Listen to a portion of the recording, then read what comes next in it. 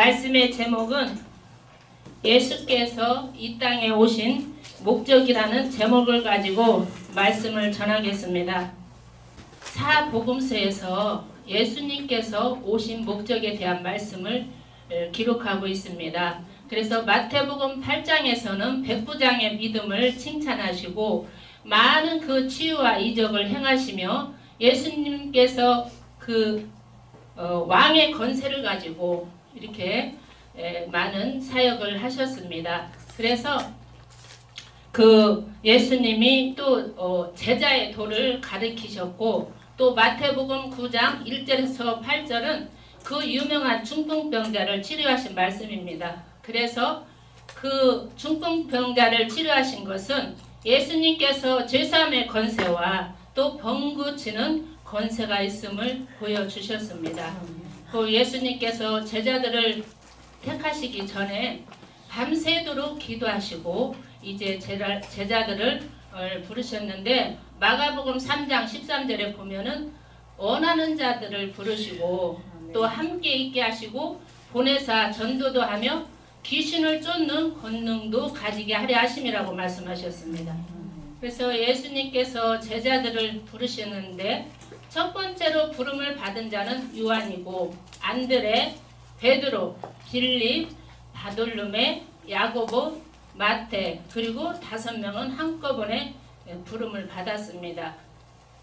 그런데 오늘 본문은 7번째로 부름을 받은 마태입니다. 마태가 세관에 앉아서 있을 때에 예수님께서 나를 따르라 이렇게 말씀하셨을 때 즉시 일어나서 예수님을 따랐습니다. 이 마태라는 이름의 뜻은 선물이라는 뜻이 있습니다. 그런데 그때 세리는 성경에서 보면은 나라의 세금을 관리하는 사람이었습니다. 예수님 당시에는 로마 정부의 세금 징수를 맡은 자로서 이제 세금보다도 더 많이 이익을 남겨서 이렇게 이익을 취하는 자들이 많았습니다. 그렇기 때문에 이스라엘 백성들은 그 세리들을 보면은 죄인과 창기와 이방인들로 취급해서 배척하고 비난했습니다. 그리고 그들과 친구를 했던 우리 예수님까지도 비난을 받았습니다. 근데 이 마태가 이제 예수님의 소명을 받고 너무 기쁘고 감사한 마음을 가지고 즉시 순종도 했지만 집에서 잔치를 벌였습니다. 그때의 세리 친구들과 죄인들과 또 예수님의 제자까지 많은 사람이 모여서 이제 잔치에 앉았습니다. 그런데 그때 바리새인이 예수님의 제자들에게 너희 선생은 어찌하여서 죄인들과 같이 식사하느냐? 그 소리를 예수님께서 들으셨습니다. 그 소리를 들으시고 건강한 자에게는 의원이 쓸데없고 병든 자에게야 쓸데있느니라. 너희는 가서 긍휼을 원하고 제사를 원하지 아니하노라 하신 뜻이 무엇인지 배우라. 내가 의인을 부르러 온 것이 아니요 죄인을 부르러 왔노라 하시면서 이렇게 마태복음에서 예수님이 오신 목적에 말씀을 하셨습니다. 여기서는 건강한 자는 바로 바리새인이고 의원은 예수님이시고 병든 자는 세리와 죄인들입니다. 이렇게 마가복음에서는 10장 45절에 보면은 인자가 온 것은 섬김을 받으려 함이 아니라 도리어 섬기려 하고 자기 목숨을 많은 사람의 대속물로 주려 함이니라고 말씀하셨고, 또 누가복음에서 19장 10절에서는 인자가 온 것은 잃어버린 자를 찾아 구원하려 함이니라. 5장 32절에서는 내가 의인을 부르러 온 것이 아니요 죄인을 불러 회개시키러 왔노라 이렇게 말씀하셨습니다. 그리고 요한복음 10장 10절에서는 도적이 오는 것은 도적질하고 죽이고 멸망시키려는 것뿐이요 내가 온 것은 생명을 얻게 하고 더 풍성히 얻게 하려 함이니라고 말씀하셨습니다. 이렇게 사복음서에서 이렇게 예수님이 오신 목적을 말씀하셨습니다. 마태도 세리같이 또 죄인들이었지만 중풍병자 같은 그런 자였지만 자기가 구원을 받고 또 부르심을 받고 소명을 받아서 이제 그 회개를 시킨 그 말씀을 기록하였습니다. 그리고 이제 죄인들이 회개한 그 예수님께서 세 가지 비유를 말씀하셨습니다. 잃어버린 양, 그 목자.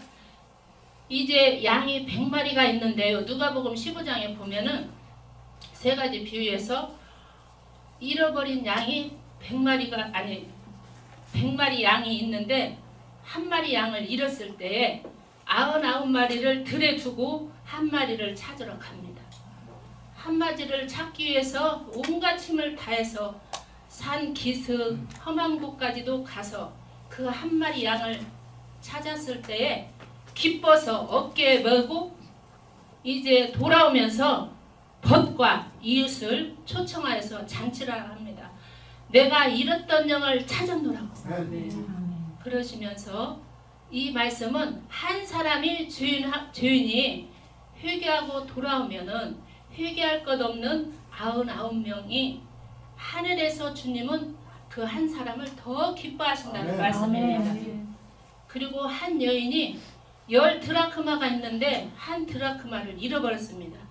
그래서 그 드라크마를 찾기 위해서 등불을 켜고 집안을 다 쓸고 찾기까지 찾은 즉 이 여인도 너무 기뻐서 벗과 이웃을 초청해서 잔치를 하게 됩니다. 내가 잃었던 드라크마를 찾았노라고.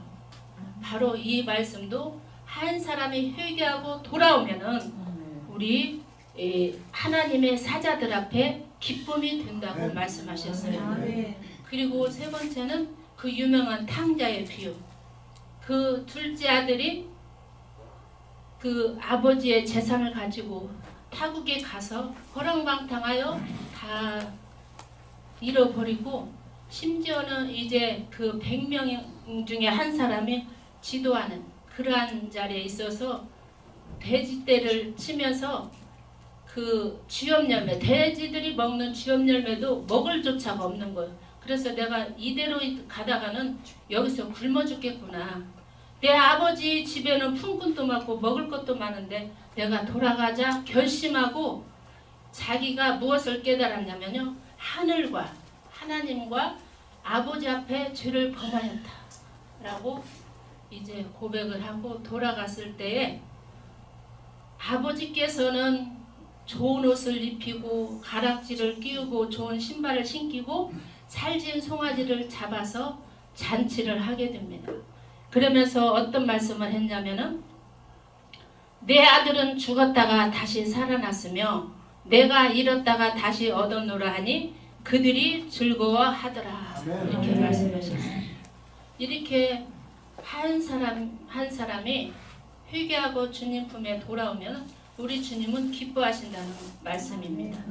그리고 구약의 말씀이나 신약의 말씀은 한마디로 말하면 돌아오라는 겁니다. 주님 품으로 돌아오라는 겁니다.